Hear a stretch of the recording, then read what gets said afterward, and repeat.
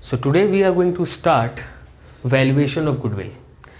Valuation of goodwill में हम लोग को गुडविल का वैल्यूएशन करना है, but before doing the valuation हमको ये समझना है कि गुडविल का मतलब क्या होता है। अगर मैं बुक की भाषा से जाऊं, अगर बुकिश लैंग्वेज में पढ़ूं तो लिखा है goodwill is an intangible asset. आप सब जानते हैं इनटेंजिबल और टेंजिबल दो बहुत ही फेमस वर्ड है अकाउंटेंसी में। टेंजिबल का मतलब ही होता है एक ऐसा एसेट जिसका एक फिजिकल स्ट्रक्चर है, for example building, plant and machinery which can be seen और टच्ड। लेकिन इंटेंजिबल वर्ड का ही मतलब होता है जिसको कभी देख नहीं सकते, छू नहीं सकते। तो सर गुडविल फिर एक एसेट कैसे हुआ? देखो, गुडविल एसेट इसलिए हुआ क्योंकि ये किसी भी फर्म को एक एडवांटेजियस पोजीशन पे लेकर आता है, due to which the enterprises is able to earn the profit without putting extra effort. इसका मतलब क्या? सपोज मैं एक एग्जांपल लेता हूं। आप लोग कई बार देखते हैं कि आपके आसपास लोकेलिटी में कुछ दुकानदार होते हैं, कुछ शॉपकीपर्स होते हैं, कुछ शॉप्स होती हैं और कुछ सॉप्स मिली जुली होती हैं। सपोज करो मैं कहता हूं कि आपके घर के सामने देखोगे मोदी खाना के 2-4 दुकान होती हैं। एक दुकान में ऐसा होता है काफ़ी भीड़ होता है और एक में भी भीड़ होता है लेकिन उतना नहीं होता है। वो बहुत एफर्ट लगाता है, वो अपने रेट्स को कम करता है या बेटर क्वालिटी को करता है ताकि वो भी उस जगह पे पहुंच सके जहां पे पहला बंदा पहुंचा है।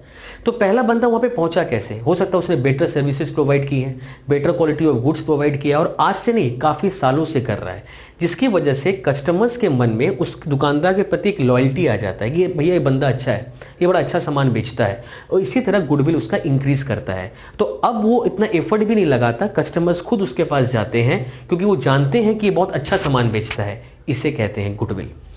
देखो यहां पे लिखा है it is so because the effort made in the past. तो पहले जो आपने मेहनत की है, but the put the enterprises in an advantageous position.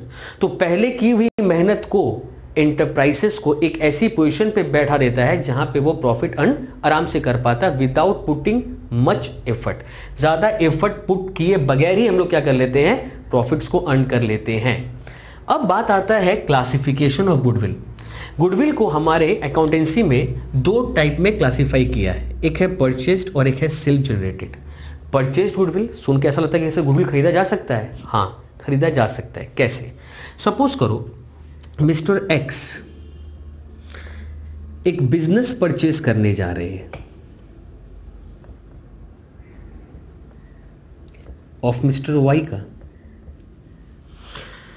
Y के पास एसेट्स है 10 लाख का, एसेट्स है 10 लाख का, लाइबिलिटीज है उनकी 2 लाख की। तो अगर मिस्टर वाई अपना बिजनेस मिस्टर एक्स को बेच रहा है तो मिस्टर एक्स क्या सोचेगा, भाई आपके पास 10 लाख का एसेट है, 2 लाख का लाइबिलिटी है, ठीक है तो मैं आपको 8 लाख दे देता हूं, बात खत्म। लेकिन मिस्टर वाई ने कहा मुझे 8 लाख नहीं, मुझे 9 लाख चाहिए। तो आप कंफ्यूजन ये हो जाता है कि यार 10 लाख का चीज ले रहा हूं, 2 लाख की तो उसकी लाइबिलिटी भी मैं ले रहा हूं, उसका कर्जा तो मैं चुकाने वाला हूं, तो मैं उसे तो 8 लाख ही दूंगा, वो मुझसे 9 लाख क्यों मांग रहा है? वो जो 1 लाख एक्स्ट्रा मांग रहा है, देखो आप लोग इसका जर्नल एंट्री भी सीखे हैं कई बार, अलग अलग पैटर्न में सीखता है इंसान। क्या लिखता है? Sundry assets debit to sundry liabilities to mister Y, क्योंकि ये एक्स के बुक में हो रहा है। तो एक्स क्या देखता है, 10 लाख का एसेट ले लिए, 2 लाख का लाइबिलिटी, और 9 लाख क्यों मांग रहा है यार? तो ये तो टैली नहीं करेगा। तो 1 लाख जो एक्स्ट्रा मांग रहा है उसी को कहते हैं हम लोग गुडविल। तो 1 लाख जो एक्स्ट्रा हमने परचेज दिया, पेमेंट किया फॉर द गुडविल, उससे कहते हैं परचेज गुडविल। और इस गुडविल को हम लोग रिकॉग्नाइज करते हैं हमारे बुक्स ऑफ अकाउंट में एज एन एसेट। तो as per AS 26 accounting standard 26 में अकाउंटिंग फॉर इंटेंजिबल एसेट, जब आप हायर क्लास में जाओगे तो पढ़ोगे, वहां पे डिटेल में लिखा हुआ है कि अगर आप कभी भी किसी भी बिजनेस को परचेज करते हैं in excess of value of net asset, जब मैं नेट एसेट बोलता हूं तो उसमें लिखा है मतलब होता है एसेट माइनस लाइबिलिटी। तो अगर नेट एसेट आप परचेज करते हैं और एक्स्ट्रा अमाउंट देके पे करते हैं, the extra amount which we pay for such acquisition of assets, उसी को कहते हैं गुडविल। और इस गुडविल को हम हमारे बुक में शो करते हैं as an asset. Second point आता है सेल्फ जनरेटेड। देखो साफ साफ समझ में आ रहा है, सेल्फ जनरेटेड मतलब जो मैंने खुद जनरेट की है। तो goodwill which is not purchased for a consideration, consideration मतलब पैसा दे के नहीं खरीदा है मैंने, जैसे यहां पहले को लिखा हुआ था purchase goodwill is that goodwill which is acquired by a firm for a consideration. Consideration मतलब मैंने उस गुडविल के लिए कुछ पेमेंट किया है, वेदर पेड इन कैश और इन काइंड, या तो मैंने कैश में पे किया है या तो मैंने काइंड में, या तो मैंने कुछ सामान पे किया है तो मैंने कैश पे किया है। ठीक है, लेकिन इसके लिए मैंने कुछ पे नहीं किया। सेल्फ जनरेटेड का मतलब होता है जो मैंने खरीदा नहीं है पैसे देकर, बल्कि मैंने अर्न किया है, मैंने अपने मेहनत से, हमारे मैनेजमेंट की मेहनत से मैंने वो सेल्फ रिस्पेक्ट, वो नाम, वो रेपुटेशन मैंने जनरेट किया है। और आज मेरे बिजनेस फर्म का जो नाम है ड्यू टू आवर एफर्ट्स, तो उस रेपुटेशन जो हम लोग एंजॉय करते हैं उससे कहते हैं सेल्फ जनरेटेड गुडविल। और इसको हम लोग बुक्स में शो नहीं करते हैं क्योंकि ये मैंने परचेज नहीं किया है।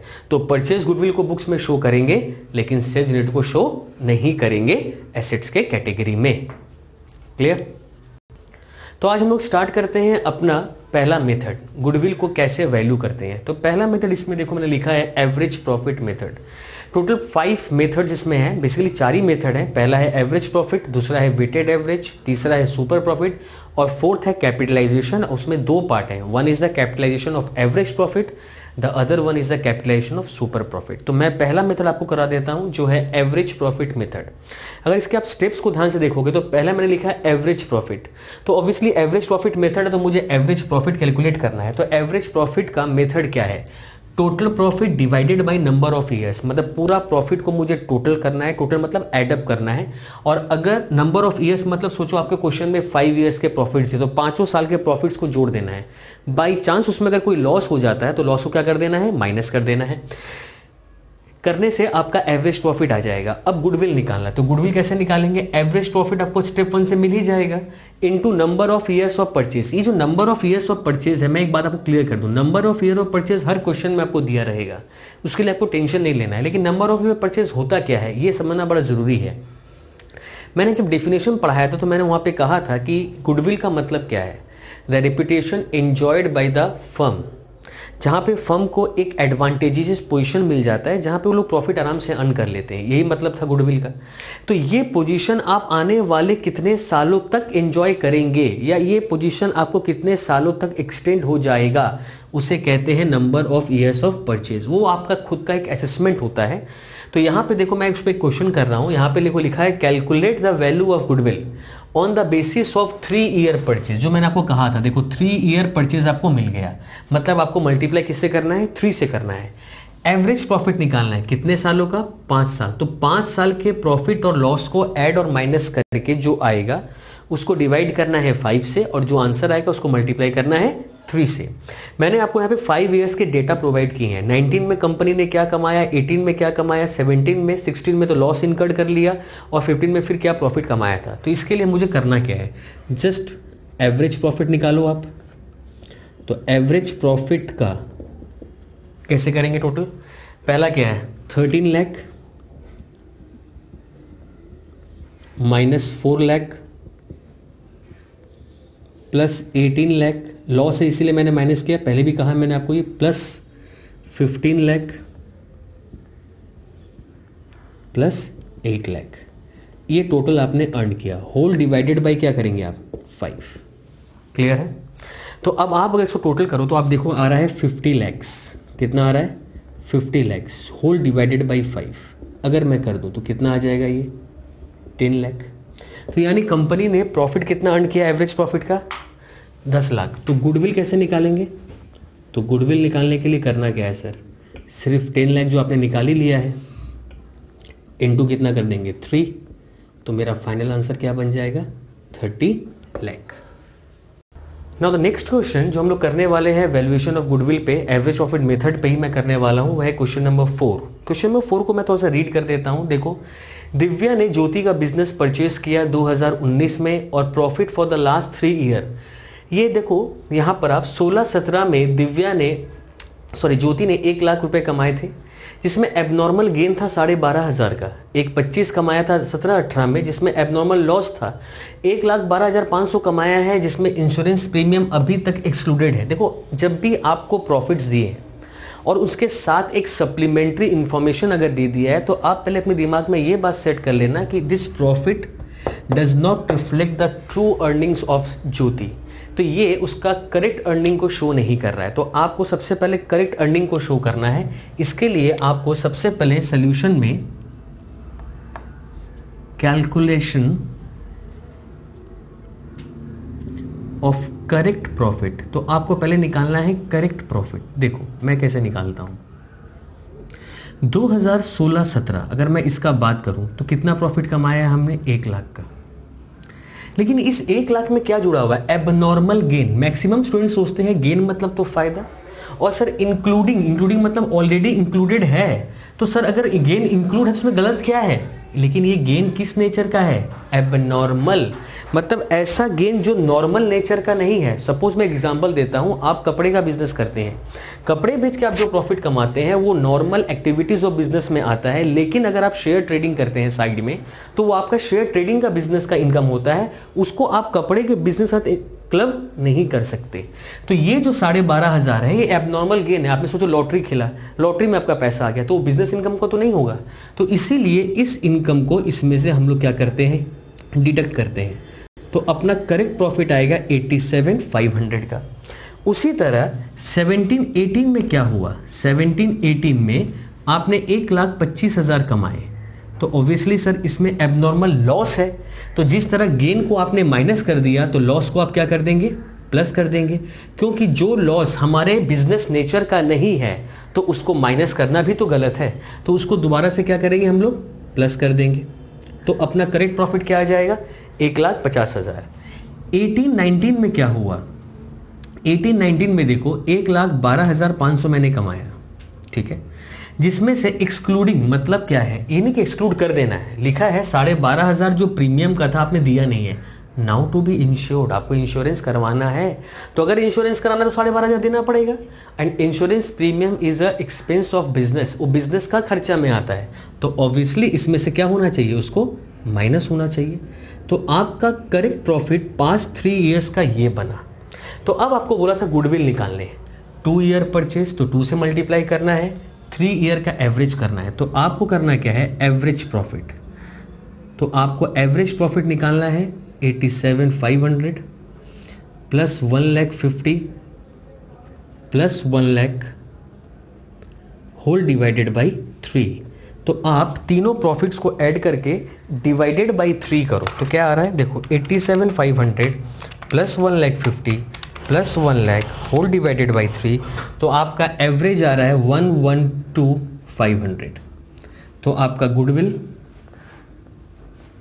तो गुडविल बन जाएगा 112,500 इंटू कितना number of year purchase, into 2, तो इंटू 2 कर दो, तो आपका करेक्ट आंसर आ जाएगा 2,25,000। ये था क्वेश्चन नंबर 4। अब मैं आपको नेक्स्ट क्वेश्चन करके दिखाता हूं। देखो मैंने लिखा है बगल में क्वेश्चन नंबर 6। देखो भरत और भूषण 2 पार्टनर्स थे, इनका रेशियो 3:2 का दिया था। उन्होंने मनु को एडमिट किया 2/5 के लिए।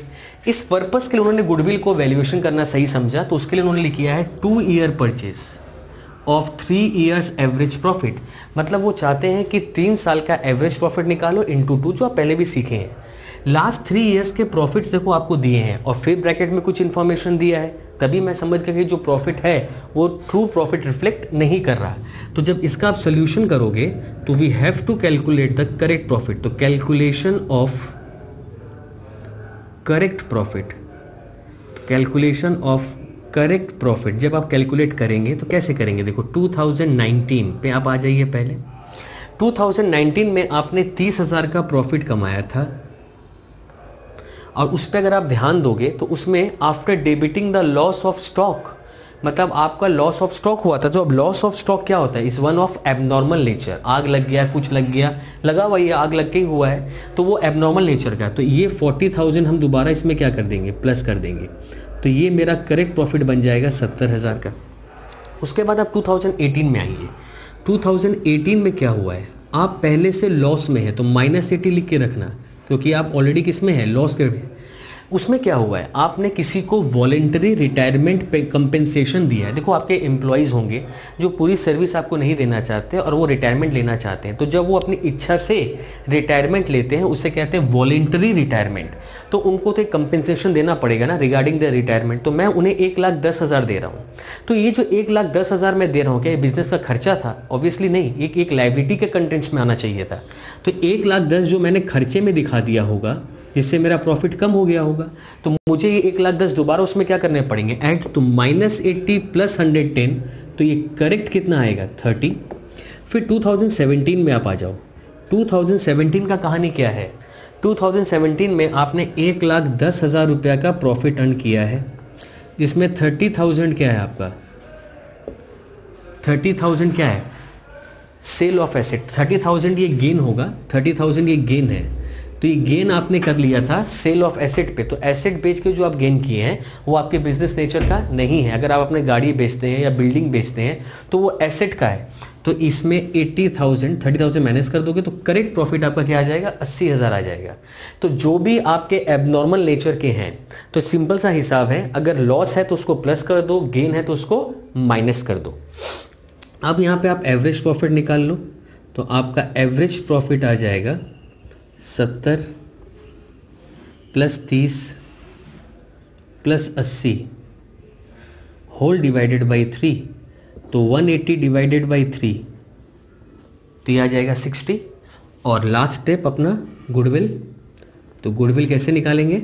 60,000 के साथ हम लोग सिर्फ 2 मल्टीप्लाई कर देंगे तो अपना सम खत्म हो जाएगा। तो ये लास्ट स्टेप आप कर दो, 60 इंटू 2 120।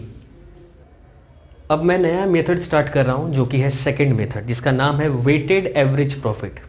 वेटेड एवरेज प्रॉफिट का देखो मैंने फॉर्मूलाज ऊपर लिखे हैं। Weighted average profit equals to total product by total weight. ये टोटल प्रोडक्ट क्या होता है, टोटल वेट क्या होता है, मैं आपको समझाता हूं।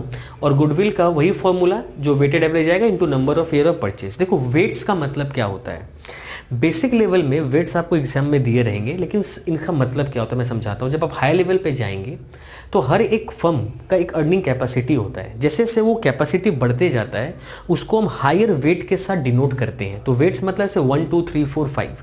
तो जैसे अगर इंक्रीजिंग ट्रेंड फॉलो करता है कोई भी फर्म तो उसको हम 1 2 3 4 5 6 ऐसे देते जाते हैं। डिक्रीजिंग फॉलो कर रहा है, अगर कोई बिजनेस डिक्रीज होते जा रहा है तो 5 4 3 2 1। लेकिन ये हायर लेवल पे होता है, क्योंकि हायर लेवल पे कई बार क्या होता है मेथड का नाम नहीं बोला रहता और आपको बोलता है आप गुडविल निकालो।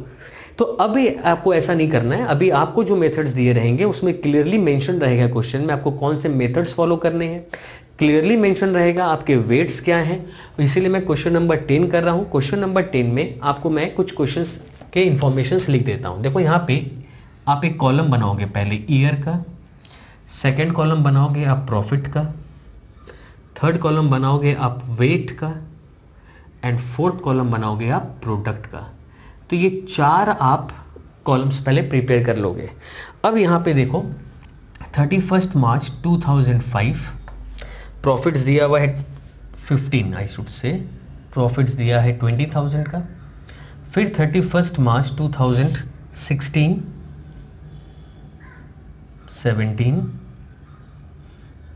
18 एंड 19, ये 5 ईयर्स हैं और प्रॉफिट्स आपको दिए हैं 20, मैंने लिख दिया है। फिर है 24, नेक्स्ट है 30, उसके बाद है 25 and the last one is 18। ठीक है, आपको क्वेश्चन में वेट्स दिए हैं 1 2 3 4 5, तो आपको जस्ट 1 2 3 4 एंड 5 पुटअप करना है। प्रोडक्ट में क्या करना है, just we have to multiply this, इसके साथ इसको मल्टीप्लाई कर दो। 20,000 into 1 that is 20,000, next 24 into 2 which is 48,000, 30 into 3 90,000, 25,000 into 4 is 1 lakh and 18,000 into 5 is 90,000। तो टोटल आप इसको कर लो, टोटल आप इसको कर लो। तो ये टोटल तो आपका 15 क्लियरली आ रहा है और इसको भी आप टोटल कर लो। तो इसको जब आप एडअप करोगे तो मैं एडअप कर देता हूँ, इट्स 1 लाख 180 48 एंड 20। तो आपका फाइनल फिगर यहाँ पे आ रहा है 3,48,000। क्लियर। अब आप निकालोगे वेटेड एवरेज प्रॉफिट। तो weighted average profits is equals to 3,48,000 divided by 15। तो 3,48,000 डिवाइडेड बाई 15, तो आपका फाइनल फिगर एवरेज तो आ गया 23,200 का, और गुडविल निकालने के लिए 3 ईयर परचेज बोला है। तो इसमें आप जस्ट इनटू कर दो 3, तो आपका आ जाएगा 69,200। ये क्वेश्चन आपका नंबर 10 था और ये था first sum of weighted average profit. Now the next question is question number 14। देखो 14 नंबर सम वेटेड एवरेज प्रॉफिट का ही है और पहले सम में आपने उसका बेसिक स्ट्रक्चर सीख किया है। हर एक सम अब जो वेटेड में भी होगा कुछ एवरेज जैसा ही है। देखो यहाँ पे भी बोला है दिनेश और महेश दो पार्टनर थे, रेशियो उनका 3:2 था। एक नया पार्टनर रमेश एडमिट हुआ 1/4 के लिए। रमेश ने अपने हिस्से का गुडविल कैश में लाया है। मैं आगे चल के आपको वीडियो से बताऊंगा कैसे एक नया पार्टनर आता है, उसको कैसे शेयर दिया जाता है, गुडविल के लिए जो पैसा लाता है उसको कैसे ट्रीट किया जाता है, ये बात के वीडियोस में आएंगी। लेकिन यहाँ पे जो करना है, goodwill is to be valued at 2 year purchase of 3 year profit, weights दिया हुआ है। तो यानी वेटेड एवरेज प्रॉफिट से ही करना है क्योंकि वेट्स दिया हुआ है। आपको यहाँ पे 3 प्रॉफिट दिए हैं और तीनों के ही ब्रैकेट में कुछ लिख दिया है, तभी आप समझ गए कि ये प्रॉफिट सही नहीं है। तो पहले जब आप सोल्यूशन करोगे तो यहाँ पे आप पहले कैलकुलेट करोगे correct profit, calculation of correct profit. तो अगर आप करेक्ट प्रॉफिट कैलकुलेट करने चले तो आपको देखो दिखेगा यहाँ पे 2017 में आपने 50,000 कमाया था, इसमें प्रॉफिट जुड़ा हुआ है, यानी इसको क्या करना है अपने को माइनस, तो ये कितना आ जाएगा 45 आ जाएगा। फिर 2018 में आप आइए, वहाँ आप देख रहे हैं कि आप लॉस में हैं, तो ऑब्वियसली लॉस क्या आपका नेगेटिव फिगर है। और ये लॉस किस लिए हुआ था, लॉस बाय फायर इसमें इंक्लूड था। मैं बार बार कह रहा हूँ loss of fire is of abnormal nature, उसको दोबारा हम क्या करते हैं ऐड बैक करेंगे, तो आपका करेक्ट प्रॉफिट यहाँ पे आ जाएगा 15,000 का। 2019 में जब आप पहुँचते हैं तो वहाँ आपने 70,000 रुपये कमाए थे और इसमें कहा गया है कि इंक्लूडिंग द इंश्योरेंस क्लेम। देखो इंश्योरेंस से क्लेम कब मिलता है, जब कोई ऐसी दुर्घटना घट गई है। तो क्या वो क्लेम आपका प्रॉफिट का पार्ट है, कभी नहीं। आपने कहीं पे इन्वेस्टमेंट किया था, उस पर अगर आप इंटरेस्ट कमा रहे हैं, आपने फिक्स्ड डिपॉजिट वगैरह किए तो उसमें आप इंटरेस्ट कमा रहे, तो क्या वो बिजनेस का प्रॉफिट है, नहीं। तो ये 2 इनकम या 2 क्लेम्स जो आपको मिले हैं, तो इन दोनों को इसमें से क्या करना है, अपने को डिडक्ट करना है। तो आपको क्या करना है 17,000 में से 26,000 आपको क्या करना है माइनस करना है। तो आपको 70 में से अगर 26,000 माइनस करोगे तो आएगा आपका 44,000। तो 70,000 minus 18,000 minus 8,000 which is 44। Clear है। अब आप वैसे ही ईयर लिख लो, प्रॉफिट्स लिख लो, वेट्स लिख लो और प्रोडक्ट लिख लो। क्लियर। ईयर है आपका 17, ईयर है आपका 18 और ईयर है आपका 19। प्रॉफिट है आपके 45, 15, 44। वेट्स हैं 1, 2 एंड 3। मैंने आपको सिखाया है, जस्ट मल्टीप्लाई करना है आपको। तो ये हो जाएगा 45,000, ये हो जाएगा 30,000 एंड नाउ 44,000 इंटू 3, 44,000 इंटू 3 ये है 1,32,000। तो आप क्या करोगे, तीनों को एडअप करोगे, 132 प्लस 30 प्लस 45, टोटल आपका आ रहा है 207। टोटल आ रहा है आपका 207। 207 आपको निकालना है वेटेड एवरेज प्रॉफिट। बस लास्ट 2 स्टेप्स रह गए हैं।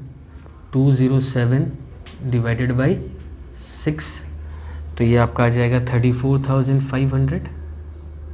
और आपको गुडविल निकालना है, तो गुडविल का सिंपल है 34,500 करेंगे इनटू, कितना इनटू करने बोला था 2, तो इनटू आप 2 कर दो, तो इनटू 2 कर दें तो हमारा गुडविल आ जा रहा है 69,000। ये था आपका question number 40। Now the next question is question number 16। ये लास्ट क्वेश्चन हम कर रहे हैं वेटेड एवरेज प्रॉफिट पे और ये one of the most important sum है। इसको आप ध्यान से फोकस करके देखिएगा। देखो यहाँ पे लिखा है महेश और सुरेश 2 पार्टनर्स थे और एक नया पार्टनर एडमिट हुआ Naresh. Goodwill is to be valued at 3 year purchase of 5 year weighted average profit and the weights are 1, 2, 3, 4 and 5 जो हम जानते हैं, और 5 प्रॉफिट्स मैंने आपको अलग अलग लिख दिए हैं। स्क्रूटनी ऑफ द बुक्स, जब बुक्स को स्क्रूटनाइज किया गया, चेक किया गया, तो उसमें से कुछ इंफॉर्मेशन रिवील्ड हुए, कुछ पता चले। क्या कि आपने एक सेकेंड हैंड मशीन खरीदा था 5 लाख रुपया में 1 जुलाई 2015 को।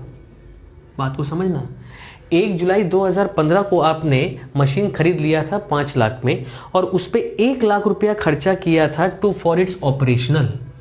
देखो मैक्सिमम स्टूडेंट जब क्लास 10 में कॉमर्स लिए होंगे या जो नहीं भी लिए हैं, या 11 में भी लिए हैं, तो लोग सब जानते हैं कि जब भी कोई हम सेकेंड हैंड मशीन खरीदते हैं और उस पर होने वाला खर्चा, ताकि उसको हम चालू कंडीशन में ला सके, वो खर्चे का पार्ट नहीं होता है, वो मशीनरी का ही पार्ट होता है। यहाँ पे गलती क्या हुआ, 1 लाख रुपया मैंने गलती से रिपेयर अकाउंट में डाल दिया। इसका मुसीबत क्या हो गया कि मेरा रिपेयर में डाला तो मेरा खर्चा क्या हो गया, बढ़ गया, यानी उस साल का प्रॉफिट क्या हो गया, कम हो गया। डिप्रिसिएशन मेरे को प्रोवाइड करना था 20%, तो जो 1 लाख रुपया मशीनरी का पार्ट होना चाहिए था, वो 1 लाख रुपया मैंने गलती से रिपेयर में डाल दिया। पहली गलती ये हुई। 31 मार्च 2016 का जो स्टॉक है वो अंडर वैल्यूड है, मतलब वो वैल्यू क्या हो गया, उसका कम हो गया है, तो उसको मुझे ठीक करना है। और पार्टनर्स को रेम्यूनरेशन मिलता है, सैलरी मिलता है for their services which is considered to be as a charge against the profit. तो प्रॉफिट के अगेंस्ट में उसको चार्ज करना चाहिए था। कितना चार्ज करना चाहिए था, 20,000 रुपया करके साल का हर पार्टनर के लिए। तो यहाँ पे हमारे कितने पार्टनर्स हैं, 2, तो 40,000। नए पार्टनर को कंसीडर कभी मत कर लेना, क्योंकि अभी तो बिजनेस में आया भी नहीं, उसने कोई सर्विसेज पिछले 5 साल में दी भी नहीं है, तो उसको सैलरी किस बात का मिलेगा। तो सैलरी जो मिलने वाला है वो पार्टनर्स को मिलने वाला है। तो चलिए करते हैं। तो सबसे पहले कैलकुलेशन करेंगे हम लोग करेक्ट प्रॉफिट का, कैलकुलेशन ऑफ करेक्ट प्रॉफिट। तो चलो एक चीज मैं आपको पहले समझा दूं।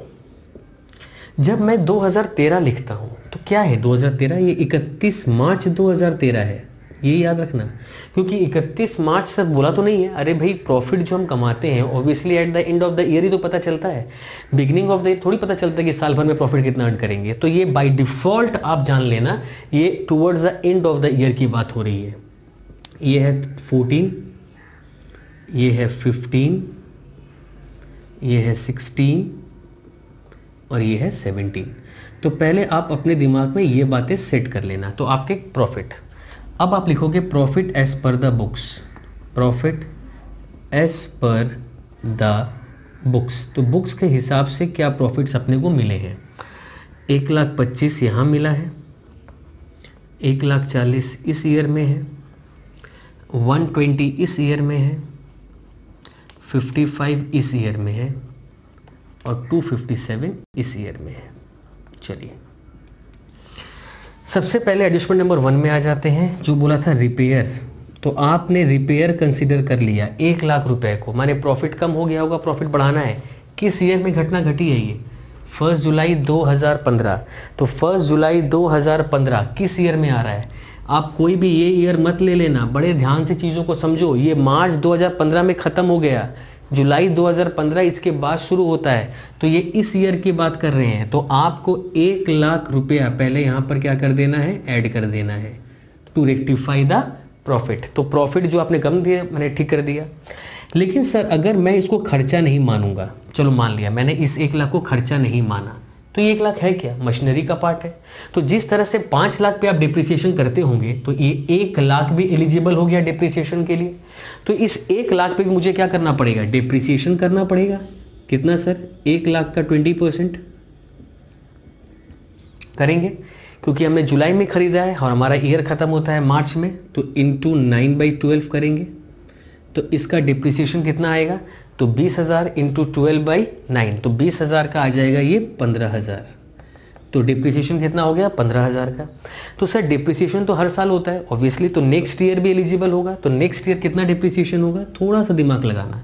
आपका मशीन जो 1 लाख का था, हम written down value method use कर रहे हैं, तो इसका मतलब क्या है, वैल्यू क्या कर देते हैं, कम। तो 1 लाख था, 15,000 कम हो चुका है, यानी कितना आ जाएगा, 85,000। तो 85,000 का 20% विच इज 17,000। तो ये दोनों वैल्यू क्या होने वाले हैं, माइनस होने वाले हैं। तो ये था आपका पहला एडजस्टमेंट का पार्ट। हमेशा याद रखना पहला एडजस्टमेंट बड़ा इंपॉर्टेंट है। तो जब भी किसी भी एसेट को आप खर्चे में डाल दिए, तो पहले उसको पहले ठीक कर लो और फिर उस पर डिप्रिसिएशन चार्ज कर देना अकॉर्डिंग टू द यूज। अब आता है क्लोजिंग स्टॉक की बारी। देखो क्लोजिंग स्टॉक आपने किया क्या, कोई भी बच्चा समझता है 31 मार्च 2016, तो यानी हम लोग इसमें आ गए। 16 में आपने क्लोजिंग स्टॉक को कम कर दिया, तो आपने 2016 में क्लोजिंग स्टॉक कम कर दिया, यानी 2016 का प्रॉफिट क्या हो गया होगा, कम। तो इसको दोबारा क्या करेंगे, बढ़ाएंगे। अब इसको अगर बढ़ाएंगे तो ऑब्वियसली ओपनिंग स्टॉक क्या रहा होगा, जो कि 16 का जो क्लोजिंग रहा होगा वो 17 का क्या बन गया होगा, ओपनिंग। तो 17 में अगर ओपनिंग कम रहा होगा तो 17 का प्रॉफिट क्या हो गया होगा, बढ़ गया होगा। तो मुझे उसको रेक्टिफाई करना है, तो याद रखना इसको माइनस करेंगे। तो स्टॉक में दो कॉन्सेप्ट होता है, अगर पहले अंडर वैल्यूड है तो प्लस करो और नेक्स्ट ईयर माइनस करो, अगर पहले ओवर वैल्यू है तो माइनस करो, नेक्स्ट ईयर में प्लस करो। और लास्ट है रेम्यूनरेशन। तो रेम्यूनरेशन तो हर साल देना है, तो हर साल कितना देना है, 40,000। तो 40,000 हर ईयर से माइनस करेंगे। 40 कैसे आया, समझ में आ गया। 20,000 है, दो पार्टनर हैं, क्योंकि यहाँ पे लिखा हुआ है ईच पार्टनर, एक पार्टनर को 20 दे रहे हैं, तो दो दो पार्टनर हैं, तो 40-40 मैं दे दूंगा पार्टनर्स को। अब मेरा फाइनल करेक्ट प्रॉफिट आएगा, तो करेक्ट प्रॉफिट कितना आया, यहाँ पे 85 आ जाएगा, इसमें कितना आ जाएगा, 1 लाख आ जाएगा, इसमें कितना आ जाएगा, 80 आ जाएगा, इसमें कितना आ जाएगा, 55 plus 1 lakh means 155 minus 15,000 plus 50,000 minus 40,000, ये भी 1,50,000 आ जाएगा। इसका करें 257 है, माइनस 17 माइनस 50 माइनस 40, ये भी 1,50,000 आ गया। तो ये मुझे मिले करेक्ट प्रॉफिट्स। अब आपको टेबुलर फॉर्म प्रिपेयर करना है। देखो मैं यहीं पे कर देता हूँ, मैं चाहूँ तो यहाँ शॉर्टकट में भी कर सकता हूँ, लेकिन मैं आपको जो प्रोसेस में करा रहा हूँ उसी पे ही चलूँगा। तो आपको जस्ट यहाँ पे करना क्या है, तो जस्ट आप यहाँ पर ईयर लिखेंगे, प्रॉफिट लिखेंगे, वेट्स लिखेंगे, प्रोडक्ट लिखेंगे, ठीक है। तो आप देखो यहाँ पे भी अगर करना चाहो तो कर सकते हो। देखो मैं अगर यहीं पे वेट्स लिख दूँ, सिंपल है, 1 2 3 4 5, और मल्टीप्लाई तो करना था, तो प्रोडक्ट आप यहीं से लिख सकते हैं। देखो आपका शॉर्टकट में हो जाएगा 85,000, ये हो जाएगा 2 लाख, ये हो जाएगा 240, ये 6 लाख, ये 750। तो आपको करना क्या है, ये प्रोसेस आप करने का ज़रूरत नहीं है, सीधा यहाँ पे आप लिखेंगे वेटेड एवरेज प्रॉफिट। तो वेटेड एवरेज का कहानी आपको पता ही है, टोटल प्रोडक्ट, तो प्रोडक्ट को जोड़िए, क्या क्या था आपका, फर्स्ट था 85, फिर आपका था 2 लाख, फिर क्या था 240, नेक्स्ट वन इज 6 लाख, फिर है 750 whole divided by 5, whole divided 5 नहीं सॉरी 5 4 15, टोटल वेट 15 है ना आपके, या इसको आप ऐसे भी लिख लो, किसी को समझ में नहीं आया, +2 +3 +4 +5, क्लियर। अब इसको आप ऐड करके डिवाइड करना है, जस्ट आपको 85,000 प्लस 2 लाख 2,40,000 6 लाख 750, तो आप ऐड करो 1875 होल डिवाइडेड बाई 15, तो 1875 डिवाइडेड बाई 15 तो आ गया 125। तो आपको क्या निकालना है, गुडविल। तो गुडविल निकालने के लिए कितना, ये number of year of purchase बोला गया था 3 आई थिंक, तो 125 into number of year of purchase आपको बोला गया था 3, तो आप इसको 3 से मल्टीप्लाई कर दो, तो बस आपका फाइनल आंसर प्रिपेयर हो गया। ये हो गया 3,75,000। ये है क्वेश्चन नंबर 16 और ये one of the most important sum है।